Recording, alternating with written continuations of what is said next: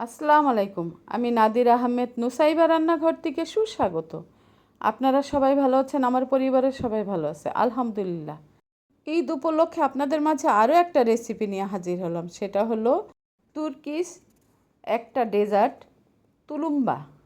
এই তুলুম্বা বানাতে আমাদের যা যা লাগছে, মেজারমেন্ট কাপের 2 কাপ চিনি, 1.5 কাপ পানি দিয়ে শিরাটা তৈরি করে নিব।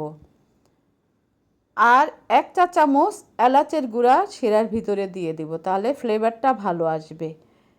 একটা বলক দিয়ে শিরাটা নামিয়ে ফেলতে হবে, বেশি বলক দিলে আঠালো টাইপের হয়ে যাবে।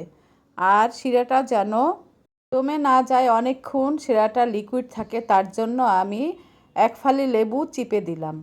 দিয়ে এবার শিরাটাকে সাইডে রেখে খামিরটা করার জন্য একটা প্যানে 2.5 কাপ পানি দিয়ে দিলাম আর 3 টেবিল চামচ মাখন দিয়ে দিলাম। আপনার কাছে যদি ঘি থাকে তাহলে ঘি দিয়েন, কিন্তু তেল দেওয়া যাবে না এটার ভিতরে। এবার 1 চা চামচ লবণ দিয়ে দিব। লবণ দিয়ে এটাকে ভালো মতো নেড়ে চেড়ে পানিটা ফুটতে দিব। যখন পানিটা ফুটে উঠবে তখন আমি 2 কাপ ময়দা দিয়ে দিব। এটা কিন্তু আটা দিয়ে করা যাবে না, ময়দা লাগবে। এইবার আমার ময়দাটা দেখুন পানিটাকে কিভাবে সোপ করে নিয়েছে। খামিরটাকে নেড়ে চেড়ে একটা সুন্দর আঠালো টাইপের করে নিয়েছি। এর ভিতরে আমি একটা ডিম ভেঙে দিয়ে হাত দিয়ে নেড়ে নেব, আরও একটা ডিম ভেঙে দিব। এভাবে করে আমি 3টা ডিম ভেঙে খামিরটাকে করে নেব। এটা হাত দিয়ে অনেকক্ষণ করতে হয়, তাই আমার সময় নেই। এই ভেবে আমি ব্লেন্ডারের একটা জগের ভিতরে দিয়ে 2-3 মিনিট খামিরটাকে একটু বিট করে নিলাম। এই দেখুন আমার খামিরটা কি সুন্দর আঠালো টাইপের হয়েছে, একদম ঠিকঠাক আমার খামিরটা হয়েছে। এবার একটা নজেল আর একটা দুধের প্যাকেট নিয়ে নিলাম। নিয়ে এটার ভিতরে খামিরটাকে অল্প অল্প করে ঢুকিয়ে আমি তুলুম্বা বানাবো। তুলুম্বা বানিয়ে অনেক দিন ঘরে রেখে খেতে পারবেন। এবার আমার খামিরটাকে আরেকটু নিয়ে বেশি করে ভরে নেবেন, তাহলে আর বারবার ভরা লাগবে না। এবার আমি পলিথিনটাকে আপনার চাপ দিয়ে দেখাচ্ছি যে এটা কীভাবেই হলো। খামিরটা অনেক সুন্দর হয়েছে, চাপ দিলেই বের হয়ে আসতেছে। এবার কড়াইতে তেল দিয়ে আমি বড় বড় করে বানিয়ে নিচ্ছি।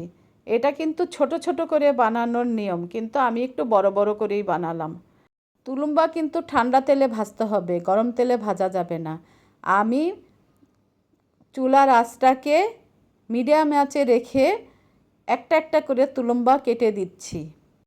তুলুম্বাগুলো ধৈর্য ধরে ভাজতে হবে, বেশি তাড়াহুড়া করা যাবে না। যখন তুলুম্বাগুলো উপরের দিকে উঠে আসবে তখন আমি একটু কড়াইটাকে নেড়ে দিতে হবে, যেন চামিচ দিয়ে নাড়লে কিন্তু ভেঙে যাওয়ার সম্ভাবনা আছে। এর জন্য কড়াইটাকে একটু নেড়ে দিলে উপরের দিকে উঠে আসবে। এই দেখুন আমার তুলুম্বাগুলো কি সুন্দর বাদামি কালার ভাজা হয়েছে। এবার আমি তেলের থেকে উঠিয়ে শিরার ভিতরে ডুবিয়ে নেব। এটা কিন্তু শিরার ভিতরে রেখে দেওয়া যাবে না। আমি কিছু তুলুম্ব এমনি রেখে দিয়েছিলাম আপনাদেরকে দেখাবো বলে, তাই আপনাদের সামনে এসে এটাকে বাড়ি দিয়ে দেখাচ্ছি। দেখুন কি সুন্দর শব্দ করে। এরকম ভাজা হতে হবে, না হয় কিন্তু তুলুম্বগুলো নরম হয়ে যাবে, তখন কিন্তু এগুলো খেতে ভালো লাগবে না। আমি একটু কড়া ভাজাই ভেজেছি, কেন যে আমি কয়েকদিন রেখে খাবো। কিন্তু আপনারা যদি সঙ্গে সঙ্গে খেতে চান তাহলে একটু আমার থেকে আরও অল্প একটু ভাজা কম করবেন। এবার আমি শিরার ভিতরে তুলুম্বগুলো সব নেড়ে চেড়ে উঠিয়ে নিচ্ছি একটা প্লেটে। এই দেখুন আমার তুলুম্বগুলো কি সুন্দর চকচক করতেছে। এভাবে করে আপনারা 2 সপ্তাহ রেখে খেতে পারবেন। আর যদি একটু নরম করেন তাহলে কিন্তু তাড়াতাড়ি খেয়ে ফেলতে হবে।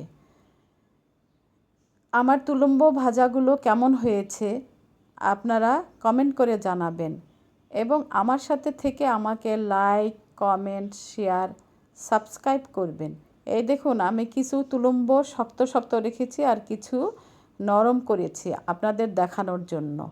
আমি ভেঙে দেখালাম কত সুন্দর হয়েছে আমার তুলম্বগুলো। যারা ফেসবুক পেজ থেকে দেখেন তারা ফেসবুকে ফলো দিবেন এবং আমাকে সুন্দর সুন্দর কমেন্ট করে জানাবেন কেমন হলো। আল্লাহ হাফেজ।